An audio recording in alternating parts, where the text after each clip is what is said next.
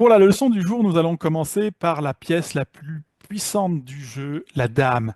La dame est vraiment la pièce la plus forte de l'échiquier, mais c'est pas la plus importante. Ça, c'est une notion qu'on verra dès qu'on verra le roi dans la prochaine leçon. Je vais vous montrer aujourd'hui comment fonctionne la dame. C'est une pièce qui va vraiment partout sur l'échiquier. Regardons ça ensemble. Petit instant promo pour vous dire que dès septembre, la chaîne organisera des cours collectifs pour ceux que ça intéresse. Le lien sera dans la description. 3 niveaux de cours, débutant, intermédiaire et avancé. On parle de niveau en rapport de niveau Chesscom. Toutes les informations sont dans la description. Une dame, en fait, elle peut aller dans toutes les directions. Et là, je vous ai montré toutes les possibilités de la dame. Elle pourrait même aller là, là et là, mais là, il y a une pièce. On nous a montré qu'il y avait une pièce ici. Alors, c'est une étoile, pour l'exemple, donc on ne peut pas sauter par-dessus. On ne peut pas sauter par-dessus, mais vous voyez qu'elle peut faire toute la ligne comme ça, toute la ligne comme ça, toute la ligne comme ça, toute la ligne comme ça, toute la ligne comme ça, et toute la ligne comme ça. Et s'il n'y avait pas la pièce qui était ici, évidemment, elle pourrait également aller ici. Donc on dit que la dame va dans toutes les directions, elle utilise toutes les diagonales pour aller là où elle veut. Maintenant, faisons aller en un seul coup notre dame sur l'étoile qui est ici. Si on le faisait, ce serait simple, on ferait ça, et on prendrait notre dame, et on la poserait pile. Et donc on a bien fait un mouvement de dame ici. Est-ce que maintenant, on peut toucher l'étoile qui est ici? Oui, la réponse est oui. Vous voyez les diagonales qui sont indiquées ici. Et vous, encore une fois, vous voyez, votre dame est au centre ici.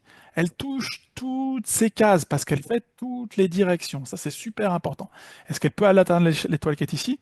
Bien sûr, elle peut atteindre l'étoile qui est ici en un seul coup. Et là, on nous demande de faire un parcours un peu intelligent pour essayer de tout prendre. Et si on voulait faire ça, ce serait pas très joli. Par contre, on peut faire quelque chose de bien plus efficace. Regardez, on peut faire ça pour aller ici, pour aller là, et pour aller là. Est-ce que vous êtes d'accord qu'on fait ça? Je pense que c'est quand même la méthode la plus efficace et rapide. Alors allons-y. On prend cette première pièce, on prend bel et bien cette deuxième pièce, parce que vous voyez, on peut faire toute la direction, on peut faire une diagonale, et on vient jusqu'ici, et on a pris, avec notre dame, toutes les pièces. Pareil ici, quelle est la seule pièce qu'on peut toucher si on veut faire un joli parcours? C'est celle-ci. Ensuite, quelle est la prochaine pièce qu'on peut toucher? C'est celle-ci. Et si on veut bien faire les choses, il va falloir ensuite aller là, là, là et là. Oh, vous voyez ce qu'on a fait avec la dame? Bon, alors bien sûr, ça prend plusieurs coups, hein, puisque là, on est sur 1, 2, 3, 4, 5 et 6 coups pour tout faire. Je ne sais pas si vous aviez trouvé la solution. La prochaine fois qu'il y aura un exercice, je ne vous montrerai pas. On est parti. Et ouais, on a tout eu sans problème. Et là, je vous laisse un tout petit peu réfléchir à quelle serait la manière la plus rapide et la plus sereine de tout prendre sur l'échiquier. Alors, j'ai l'impression que c'est pas si simple que ça. Ah, c'est pas si simple que ça. C'est pas si simple que ça de trouver le chemin le plus rapide ici. Ah, je vous laisse encore un petit peu chercher, mais je pense que moi, je vais partir pour ça, ça, ça. Eh, pas si simple. En y retournant, on a envie de tout faire en un coup. Si on faisait ça, ça, pardon. Alors on va essayer ça, ça, ça, ça. Et j'ai l'impression qu'on peut juste pas tout avoir en un seul coup. Ouais, je pense que je pense qu'on pourra pas tout avoir d'un coup. Allez, on y va. On le fait un peu à notre façon.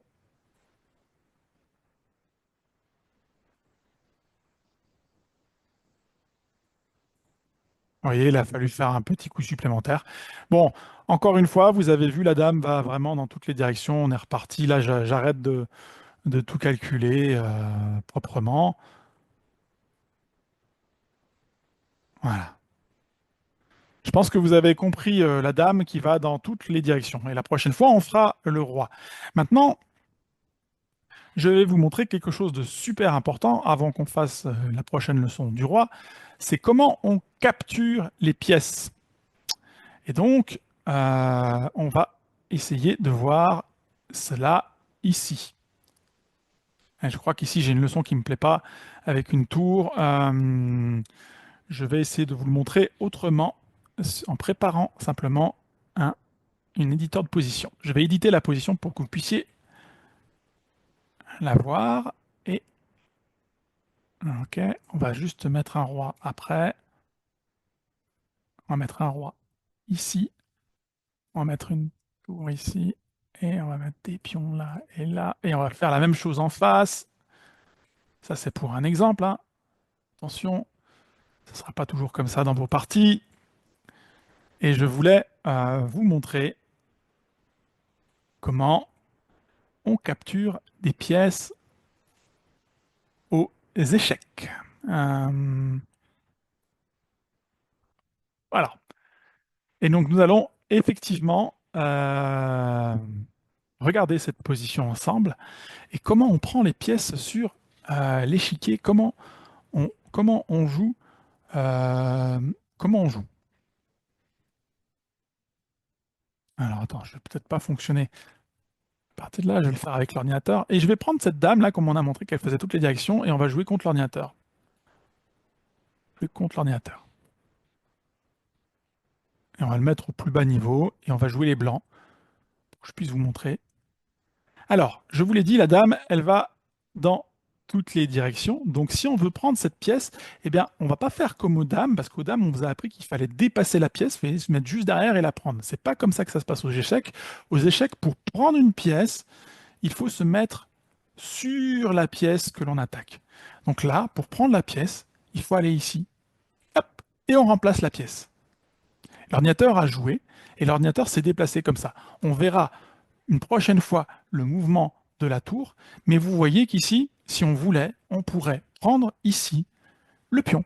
Est-ce qu'on peut le faire? Oui, on peut le faire. Est-ce que c'est une bonne idée? Non, ça on en parlera une prochaine fois, mais on va le prendre pour l'exemple.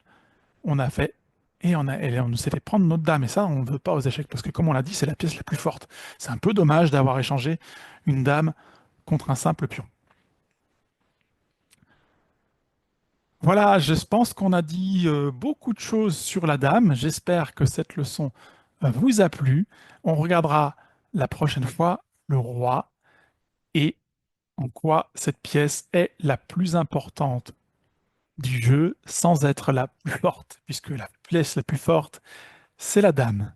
D'ailleurs, moi j'aime beaucoup cette chose-là, c'est que c'est un couple très équilibré, puisque le plus important n'est pas forcément le plus fort, mais le plus fort est tout aussi important à un autre niveau. Enfin, vous verrez ça quand vous jouerez aux échecs. Excellente fin de journée à vous.